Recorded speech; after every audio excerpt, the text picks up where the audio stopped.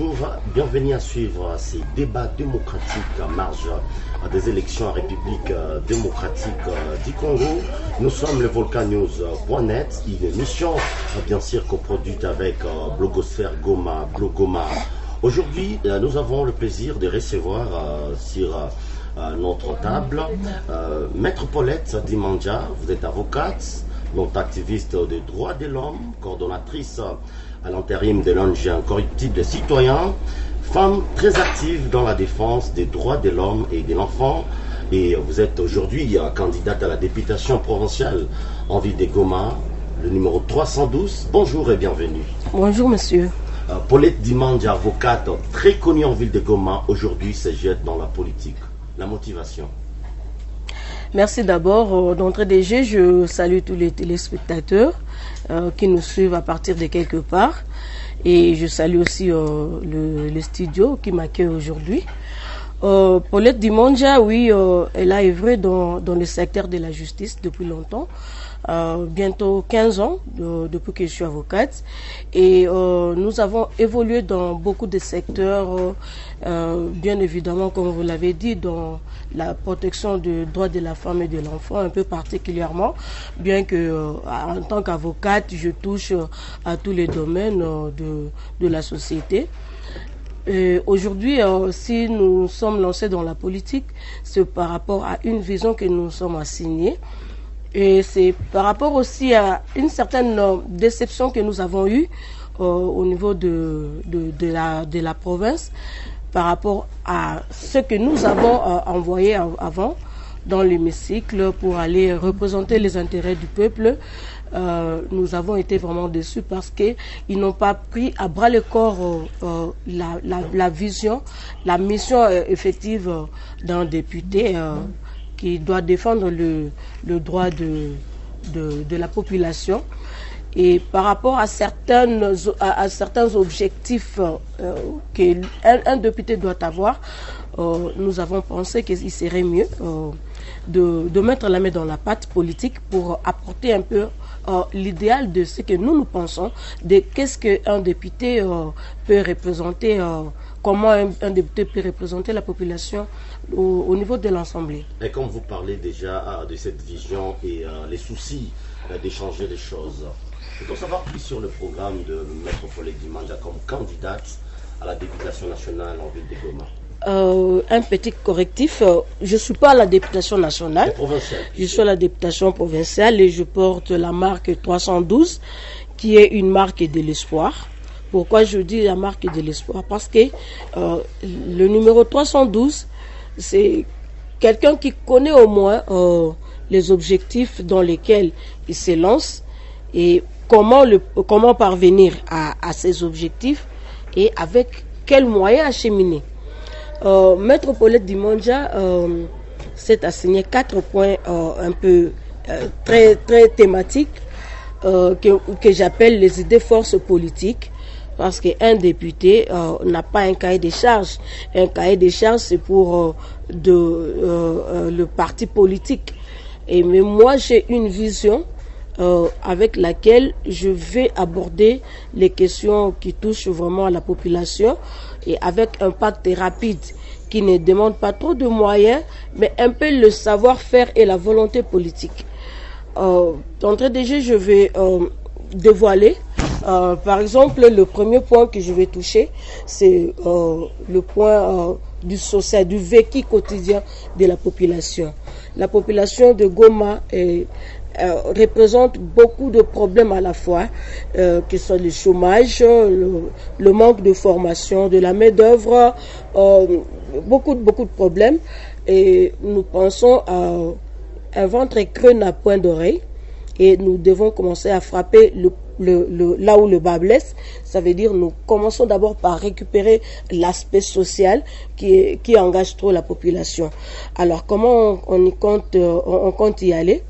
Vous savez, il y a un service national qui existe à Kinshasa, dans lequel nous avons vu que la police au niveau de la capitale avait un problème de gérer le phénomène Kuluna.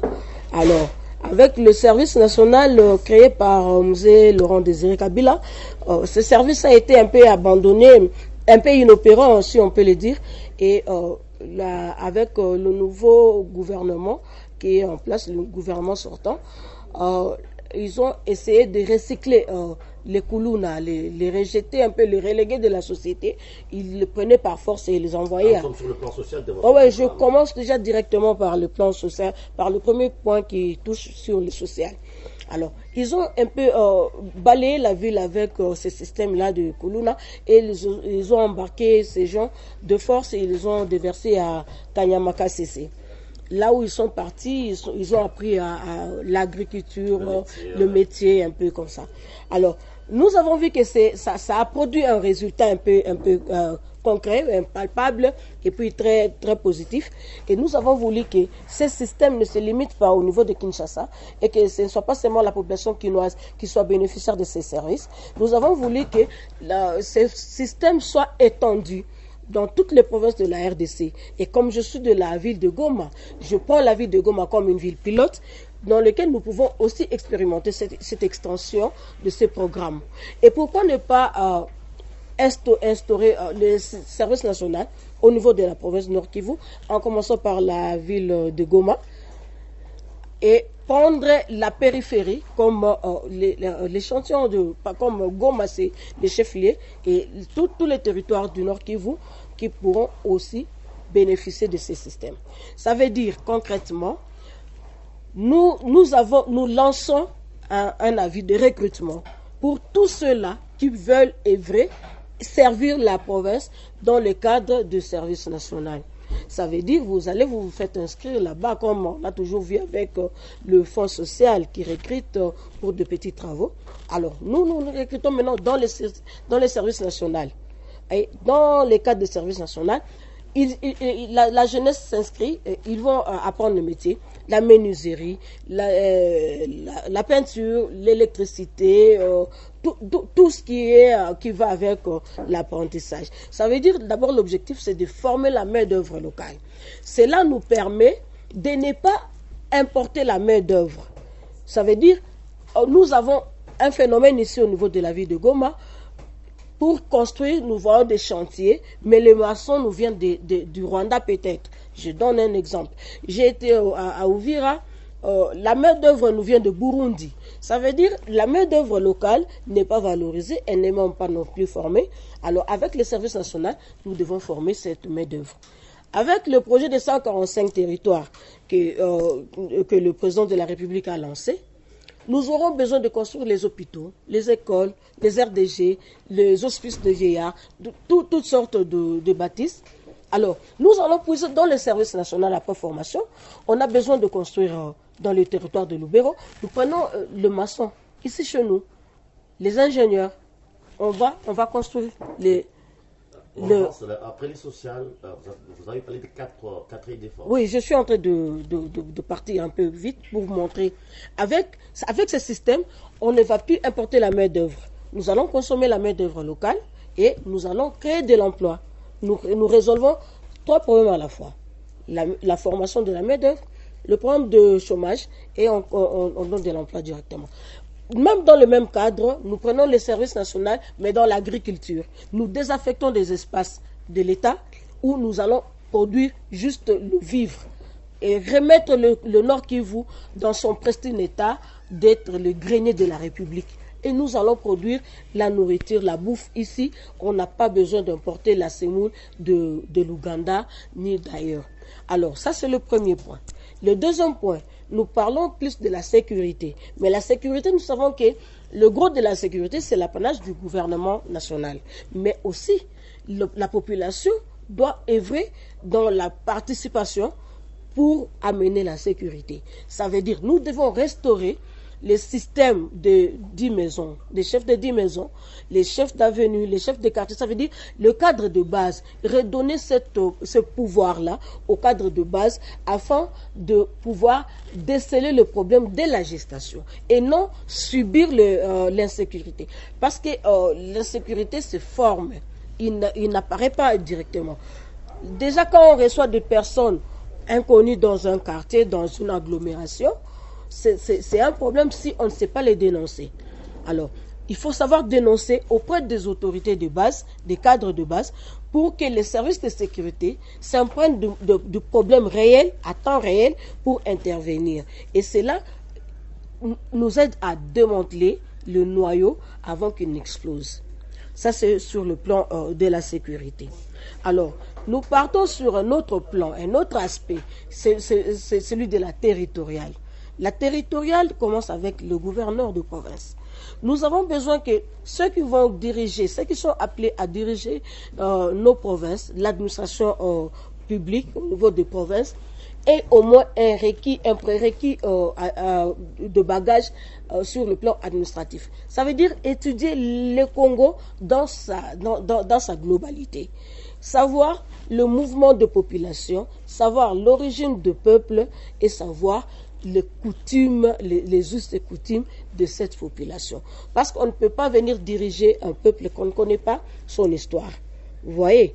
Et moi je proposerai avec beaucoup de mécanismes que nous aurons à mettre en place avec le député, les élus du peuple au niveau national, pour que désormais celui qui sera appelé à diriger la province ne soit pas seulement parce qu'il a été élu au niveau de la province. Il peut être élu et remis à la disposition du président de la République pour nomination. Ce n'est pas impossible parce que nous avons vécu à l'époque de Mobutu avec le mouvement de commissaires d'État. Ça existait. Et nous avons connu ici dans la ville de Goma, dans la province du Nord Kivu, un gouverneur du nom de Kondeville Kikanda, qui n'était pas originaire du Nord Kivu, qui était du Bas-Congo. Et aujourd'hui, il est quand même resté dans les annales de la province du Nord Kivu parce qu'il a travaillé sous le label de la fonction publique, des services publics de l'État. Ça veut dire, quand on sait qu'on est appelé à diriger pour la province, on peut prendre l'exemple de magistrats, de policiers, de militaires, qui sont appelés à servir sous les drapeaux et ils n'ont pas besoin de savoir, leur nomination n'attend pas qu'ils soient de telle province pour aller travailler. Nous voulons que les gouverneurs et le maire de la ville qui seront désignés soient remis à la disposition du chef de l'État pour nomination. Ça veut dire un gouverneur qui a été élu par l'Assemblée provinciale du Nord Kivu peut être nommé par ordonnance pour aller travailler en Équateur. Il n'est pas forcément dit qu'il doit travailler au Nord Kivu. Et celui de Bandundu, qui sera affecté peut-être au Maniema, il a un mandat public et non une connotation et une redevance tribale ou provinciale.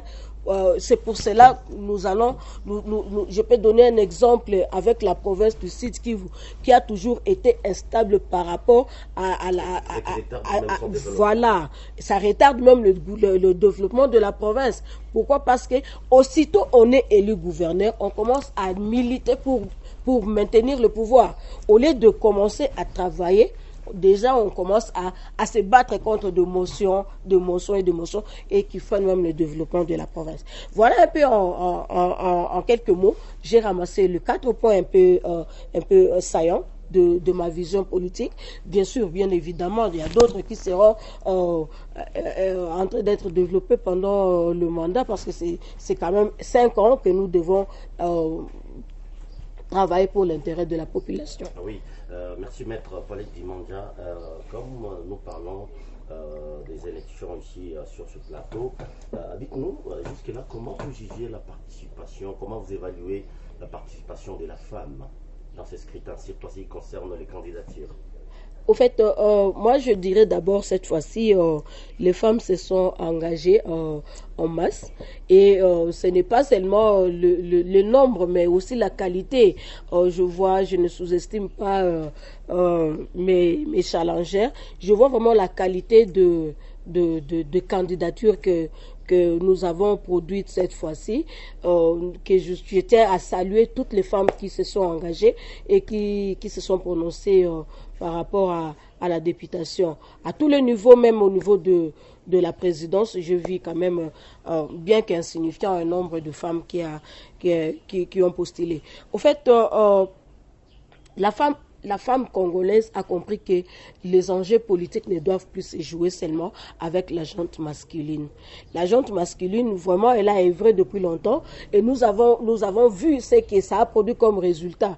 On ne peut pas sous-estimer parce que nous venons de très loin. Nous sommes au 4e cycle électoral aujourd'hui. Si nous prenons 2006, 2011, 2018 et 2023, aujourd'hui, c'est le 4e cycle électoral. Mais je peux le dire un peu personnellement, sincèrement, que beaucoup d'hommes ont échoué.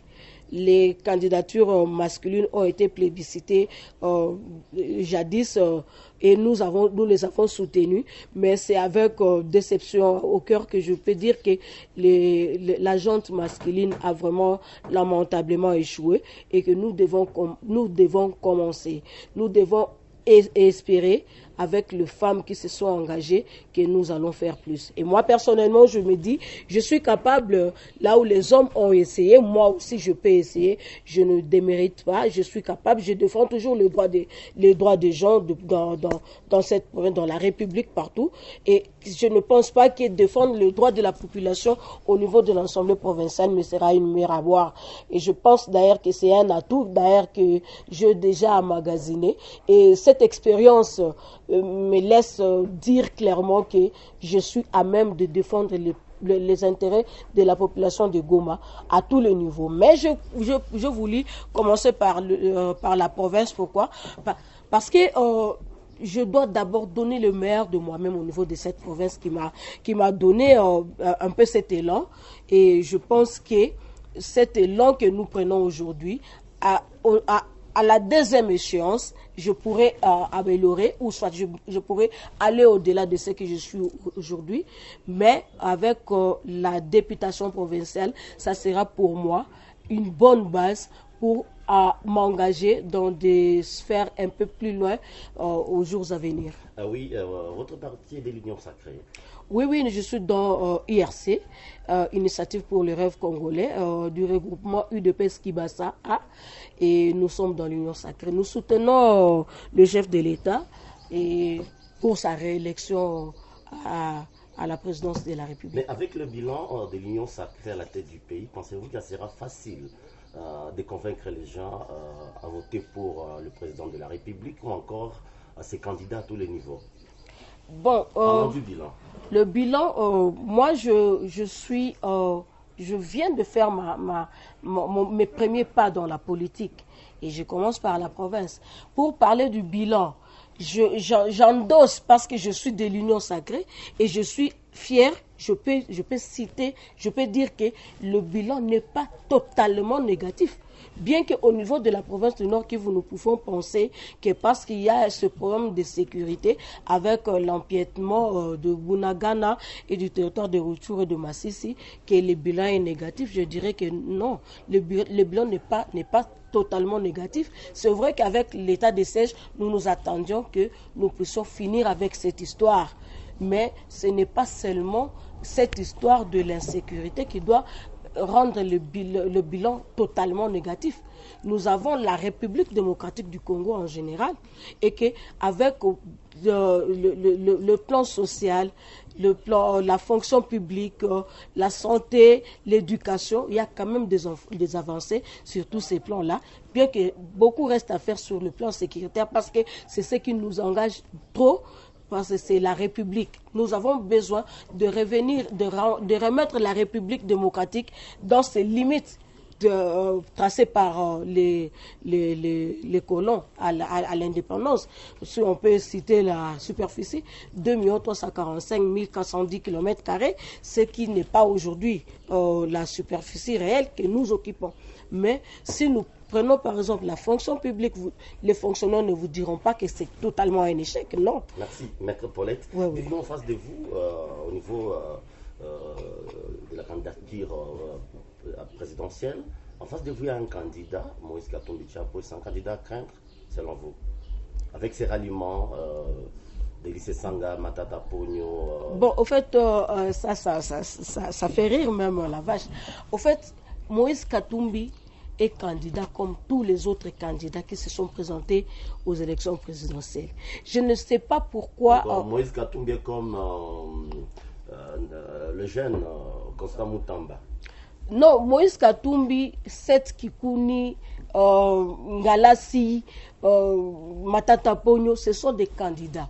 Et je les trouve tous candidats ordinaires à la présidence. Il n'y a pas un candidat qui peut faire peur. Moi, j'ai toujours dit aux gens dans des débats un peu simples, j'ai dit que ce que nous avons déjà avec Félix Tshisekedi comme président de la République et comme un fils du pays, c'est déjà une fierté. Parce que je vais donner juste un exemple très simple, que tout celui qui vit à Goma, au nord, qui vous peut quand même me dire que non, oui, Maître Paulette, tu as raison. Aujourd'hui, c'est impossible pour un Rwandais de se taper la poitrine sur la rue que je suis Rwandais. Aujourd'hui, ils ont honte, ils se cachent. Pourquoi? Parce que Félix Tshisekedi a redonné de la valeur à l'identité congolaise. Ce n'est pas comme on avait avant, qu'aujourd'hui, si tu te chamailles avec un Rwandais sur la route, il te dit Utaona, ça veut dire demain tu n'existes plus. Aujourd'hui, les Rwandais ne font plus peur. Aujourd'hui, le Rwandais est cité nommément comme principal agresseur de la République démocratique du Congo. Aujourd'hui, Félix Tshisekedi a fini même le culot Kagame, de Paul Kagame, de se vanter partout sur la toile que non, il empiète le Congo parce qu'il vient chercher les FDLR. Il empiète le Congo parce qu'il a des intérêts qu'il doit sauvegarder. Aujourd'hui, il a honte parce que même la communauté internationale, aujourd'hui, lui pointe de doigt que c'est lui le principal déstabilisateur de la paix en RDC. Donc, pour moi, déjà, cette fierté que nous avons, que Félix a redoré envers le peuple congolais, ça me donne même envie de lui donner un troisième mandat. Mais comme je suis respectueuse de la loi, nous lui mettons à deux mandats. Merci. Alors, déjà, sur ce plan-là, c'est une grande avancée. Et c'est déjà un acquis. Et comme lui-même Félix l'a dit, doit-on répartir à zéro ou consolider les acquis? Mais aujourd'hui, avec le candidat un peu commun, parce qu'il y a encore des zones d'ombre, des embûches, parce qu'il y a d'autres qui ne veulent pas se rallier à lui. On a suivi même Martin Fayoulou qui dit, si vous ne voulez pas voter pour moi, votez quand même pour un fils du pays. Ça veut dire. Faisait allusion à Félix Tshisekedi. Non, je ne sais pas, parce que je ne sais pas. Je peux voir Fayoulou et je peux voir Mukwege. Ça, c'est vous qui le dites. Parce que si on veut entrer dans ce débat de nationalité, c'est tout un chapitre que moi, en tant que juriste, je me sentirais très à l'aise. Je vais t'évoquer même des lois de 1983. Avec le président Mobutu. Moïse Katumbi ne fait pas peur. Ne fait pas peur à la majorité. Pourquoi? Parce que il s'est fait rallier de poids faibles. Quelqu'un comme Seth Kikuni, il lui apporte quel électorat? 0,00 combien? Ça ne pèse pas. Ça ne pèse pas. Au fait, Moïse Katumbi joue à un jeu de qui perd gagne. Ça veut dire que tu sacrifies tes 100 000 en revenant, tu adhères chez lui, il te remet 350 000, il t'envoie un jet, tu le rejoins là où il est. Vous voyez, ça c'est un jeu de faible. Au fait, sur le plan politique, oui, c'est une stratégie. Mais en face de qui vous jouez ce petit jeu? En face d'un grand qui a grandi dans la maison d'un politicien fin. Je cite Félix Tshisekedi Antoine. Il a grandi dans la maison d'Étienne Tshisekedi, qui a déjoué le grand Mobutu Sese Seko. Donc ça veut dire qu'ils peuvent se rallier pour faire l'opposition commune, la candidature commune. C'est un jeu démocratique, mais le go sera le 20 décembre. Merci. Maître Paulette. Merci. Pour terminer, une petite question, et ça court les riz. C'est comme si vous, candidat de l'Union Sacrée, vous avez du mal à battre campagne parce que le parti n'a pas déboursé l'argent pour vos campagnes. Bon, en fait, c'est vrai. Ce sont des réalités internes. Hein. Ce sont des réalités internes. Le parti a l'obligation de financer Ce qui n'est pas fait. Bon, ça c'est une cuisine interne. Parce que moi je me dirais que je ne suis pas incapable de battre la campagne. J'ai commencé la pré-campagne et je continue à tenir jusqu'à ce que nous irons aux élections. Peut-être que d'autres ont éprouvé des difficultés, même au niveau de l'opposition. J'ai vu les gens de Ensemble qui étaient en train de faire une réunion. Après la réunion, on leur a pas donné de l'argent. Ils ont apporté des chaises. Ah, donc le problème est partout. Ils ont apporté des chaises. J'ai même vu les gens qui étaient en train de passer avec des mégaphones, des ensembles. Mais à la fin, ils ont commencé à solder les mégaphones à $4. Il y a d'autres candidats qui sont en train d'acheter. Ça veut dire les problèmes de financement des partis politiques. C'est d'abord avec la conception de candidats. Et puis c'est aussi le problème de la population congolaise. La population congolaise n'est pas vraiment recyclée par rapport au civisme électoral. Quand il voit un candidat devant lui, ça veut dire que le candidat doit donner de l'argent, doit donner de l'eau, doit donner le pain. C'est ça le problème. Ça veut dire que c'est un problème très général qu'il ne faut pas seulement mettre au dos de la majorité ou de l'union sacrée.